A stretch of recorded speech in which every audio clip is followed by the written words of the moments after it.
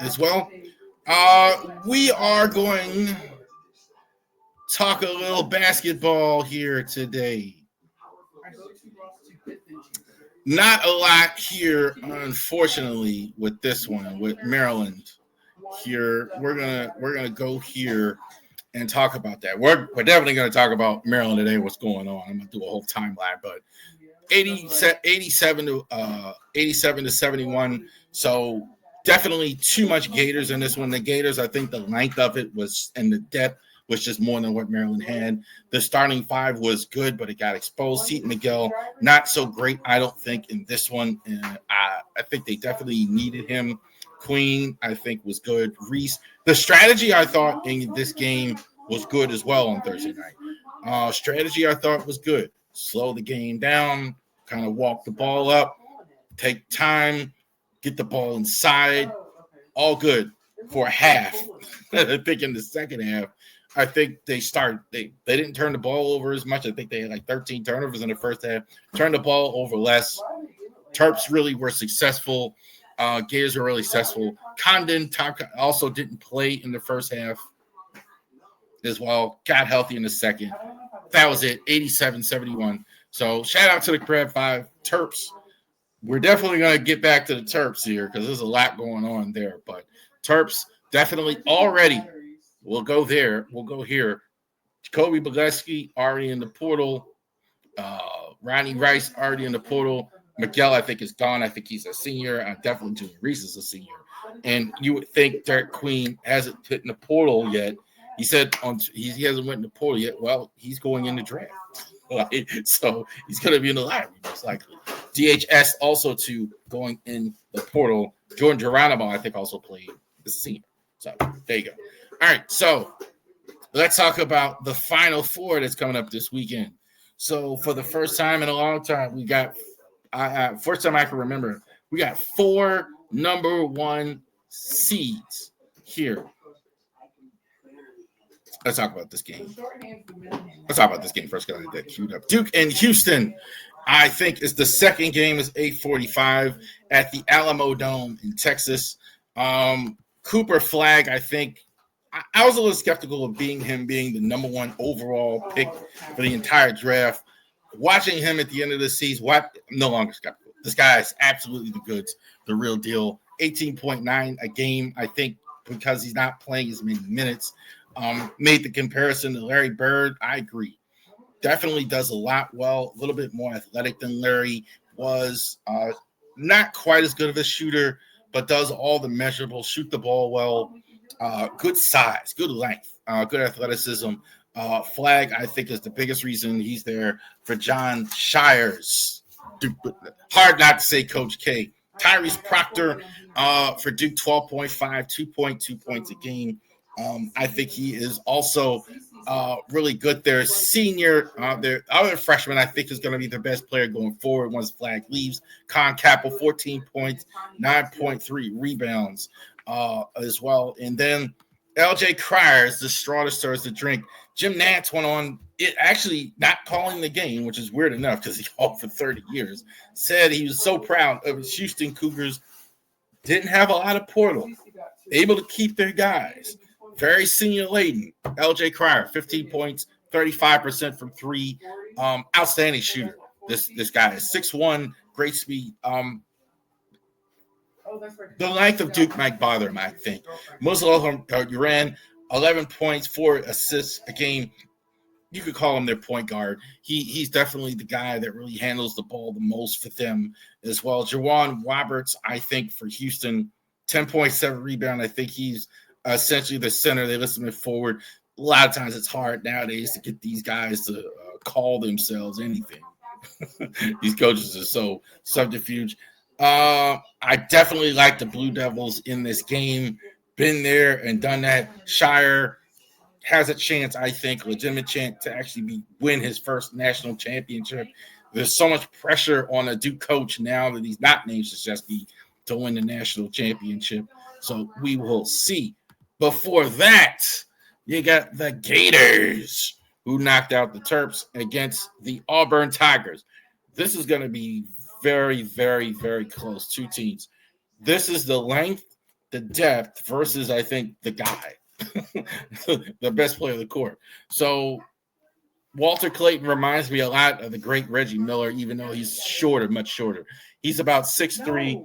His ability to run behind screens and shoot really quickly is unbelievable. Don't ever call him point guard. When you are 6'3" and you can play as a shooting guard, the only way you get to do that in the NBA is if you are nothing but net like this guy. This guy is exactly like that. Even a bit of a streaky guy like that. So Walter Clayton, absolutely the best player. They have great length on this team. Elijah Martin is the other scorer, 14 and a half points a game. 14 and a half points a game, about 6'2". So he kind of handles the ball more. There really is no true point guard. Not really. I mean, both of these guys kind of handle the ball equally there, but I think this is definitely a guy that handles it probably the most, or should, there as well. Alex Condon, it made a huge difference in the Maryland game when Condon went out with the injury. So he's good to go. They have a lot of bigs in this one. I think Condon, is their best one. 10.8, 7-point assists a game. Johnny Brune, I think, reminds me so much of the Chris Webber. It's ridiculous. He wears number 4. Thing is, he's so strong, you can't put a body on him at all. He carries up too much space. If you kind of put a body on him, you can forget it. He's just going to back you and dunk it on you, or just take space. Guys have trouble holding position, man against boys. So I think they're more carried by their main guy, Chad Baker-Mazara. Stutter step. With him, he's going to stutter step you to death. Got to make a lot of awkward shots, go to the rim, whatever.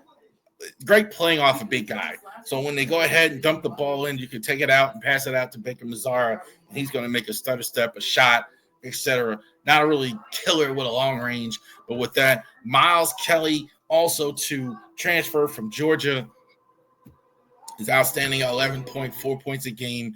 Super quick as well. I'm having a hard time not picking Florida from what I saw. I think the depth is going to be too much. I think you have to contain Broome, and I think they might have enough bodies and size to contain him. So it'll be interesting to see what happens there. And I do like Auburn. I did like Auburn at the start of the tournament. Watching it, though, I do say that Florida, I'd take Florida over Auburn. I'd take Duke to win the game. We will see it. Definitely check it out on Saturday as well. Wow. Okay, so this one. Let's even put the graphic up because it's been quite a week at College Park. So I want to walk you through kind of the timeline. I'll take the graphic down. I kind of want to walk you guys through what happened this week at College Park. So Kevin Willard actually leaves and goes to Villanova. Hijacked my stream last week. Everybody was saying F Kevin Willard, do all this other stuff, blah, blah, blah on the stream. It was crazy. I'm trying to do a stream here, right? And the Twitter, I'm trying to pull up the videos and everybody, and I didn't know what was going on fully at the time.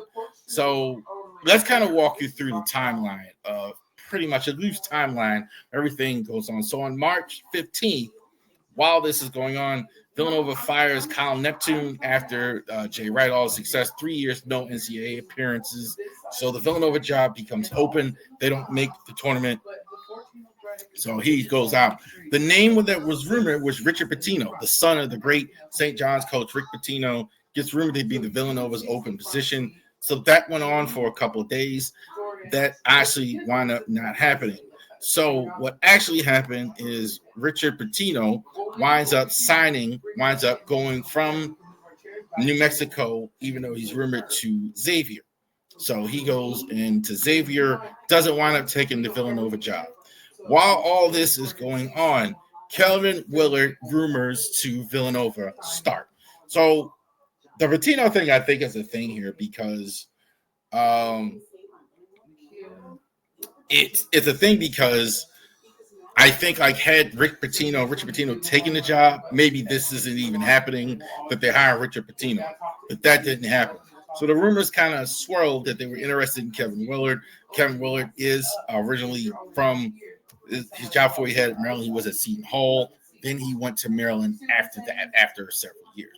But the rumors were kind of swirling around that Kevin Willard was going there. Kevin Willard, then he goes, rumor comes out, he's ready to be one of the top 10 paid coaches in college basketball, gives a contract extension to Mr. Villanova. Rumors as well. He has been making vocals, seemed like he was negotiating for some changes, worried about NIL money, more resources going to football than to basketball, etc. There was some issues and things there. So, but it was seemed to be all good because Willard was going to sign the extension at Maryland to go ahead and do that at the time as well. So we're going back to March 16th. March 22nd, amidst disagreements, etc., Damon Evans loses. Maryland officially loses that direct. Damon Evans, who had been in Maryland since 2018, left College Park, heading to Texas, the state of Texas, rather, to oversee SMU Southern Methodist University. So Damon Evans is gone.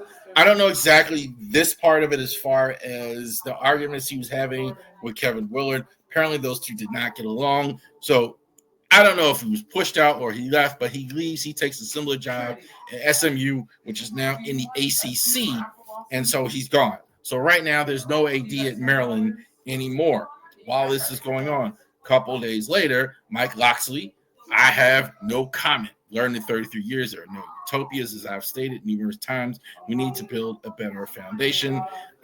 Even family has its issues, as earlier saying, but I'm the opinion that these things should be handled behind closed doors. Okay, so Loxley's not exactly happy with the Willard contract because Willard wants to take resources out of his pocket. He's trying to compete. It's hard enough to compete in the Big Ten. Willard's fighting, okay, this is a football school. They're trying to take resources over there. He's not happy. Also, he's not happy with a lot of the public stuff that he is saying. But seemingly right now, all good. Willard goes ahead and takes the job. Now, rumors again begin to swirl that questions that Willard taking the job, Patino's out of the job. Kevin Willard sidestepped questions about potential interest from Villanova and the coaching vacancy was 316. Now, this is rumored that it's happening at this point, that he sidestepped questions. Rumor is he skipped a team meal. That goes back and forth. Some people say he always missed it, whatever, blah, blah, blah. Right? So that's a thing as well. So interesting to see what happens there. So, and that's a very good point. This is all happening, the graphic up. This is all happening while the games are going. They're in the Big Ten tournament, right? They're in the NCAAs. They're getting ready. And all they're talking about is Kevin Willard, where he's going, and blah, blah, blah. All this stuff is happening while they're getting ready for games right now. So this is unbelievable that this is going on. So on March 30th, it happens. Willard actually takes the job with the Villanova Wildcats officially. So after all that, the negotiating, the fighting, all that, losing the AD, getting what you want, not getting what you want, Willard actually takes the job at Villanova as well. The Terps put out a head coach. So very quickly after that, as we speak, all this has happened since the last stream. All this has happened since we talked. So, and now former Texas A&M coach, real cool dude, Buzz Williams, takes the job at the Terps. Buzz Williams is really cool. Guy, I was really impressed with him at the tournament. So I'm fine with them getting Buzz Williams as the coach. So there's the timeline. That's what happened. All right. A lot there. Unpack this. Couple things. Steve Blake mentioned, came out publicly on Twitter and said he wanted the job. Tony Skinn, Dwayne Simpkins, former Terp, coaching an American. Why didn't they hire them? Right? I think a home Dunkirk is required. Why didn't they hire them? I'll tell you why they didn't hire them. They don't have time in the transfer. That's why. That's why you hire a Buzz Williams. You could argue you're going to have the same problem, but now you ain't got no problem. Buzz Williams already has a staff. Buzz Williams already has players on a similar level in Maryland. Buzz Williams was in the tournament this year, so he could take some of those Texas A&M guys, bring them to Maryland, take some staff, bring them to Maryland. Whereas if you take 4 weeks and decide if you like Steve Blake or I'm just using Blake as an example because I saw that on Twitter. But Dwayne Simpkins are one of those guys. So for those of you out there who wanted him, that's the reason why Buzz Williams got the job. And also Buzz Williams is a cool dude. That's like, it's hard to dislike him. He's an unusual guy. He wears bow ties. He's from the South, says a lot of things. He's not typical of Maryland coach, what we've had, but that's why you hire Buzz Williams. So I kind of don't think this is the guy in the long term, but in the short term, I totally understand it, and I totally understand why. Interesting to see what happens going forward with the Terps, but it's been quite a week. It's been quite a week. By the way, they were in the Big Ten tournament. By the way, they're in the Sweet 16s. By the way, they're the best season they had 9 years. So all that. So Willard's gone. He's in Villanova. Buzz Williams is now the new coach here at Maryland going forward. And I did mention earlier that Rice and Gillespie, who they were trying to keep, are now elsewhere. Gillespie was actually in Tennessee today. Possibility they go to Villanova or come back. So we'll see. They're in the portal. All right. Quite a week in College Park.